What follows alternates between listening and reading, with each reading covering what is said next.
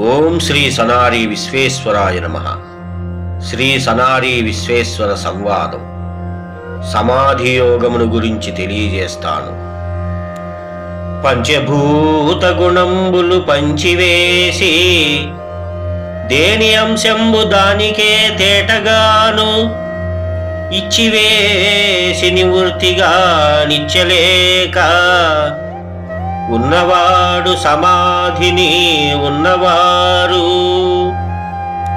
ధారణయోగ స్థితినందు స్థిరముగా నిలిచి పంచభూతములచే నిర్మితమైన ఈ దేహమునందలి ఇంద్రియ గుణములను దేని అంశను దాని యందు పంచివేసి వృత్తిరహితమైన స్థితినందు ఉన్నవాడు సమాధి స్థితిని పొందినవాడు.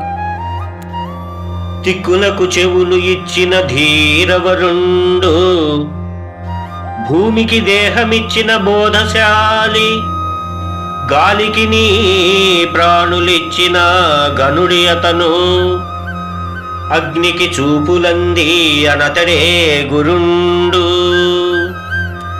అది ఎలాగంటే ఆకాశతత్వమైన దిక్కులకు చెవులు అప్పగించిన ధీరవరుడు, పృథ్వీతత్వమైన భూమికి దేహము అప్పజెప్పిన బోధశాలి, వాయుతత్వమైన గాలికి ప్రాణములు అప్పజెప్పిన ఘనుడు అతను, తేజోతత్వమైన అగ్నికి చూపులు అప్పగించిన గురువరుండు అతనే.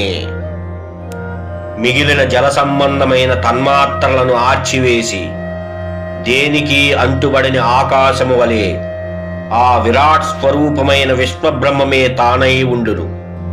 అటువంటి మహనీయునకు ఏ లోకమునందైనను ఎటువంటి కార్యమైనను అసాధ్యము అనేది ఉండదు. దీనినే సమాధి యోగము అందురు. దీని యందు యోగికి ఎటువంటి అవస్థలు, జనన మరణాదులు లేక సమస్త సిద్ధులు కలిగి ఉండును. అటువంటి మహనీయులకు నేను పదే పదే వందనములు ఆచరించుచున్నాను దేవి.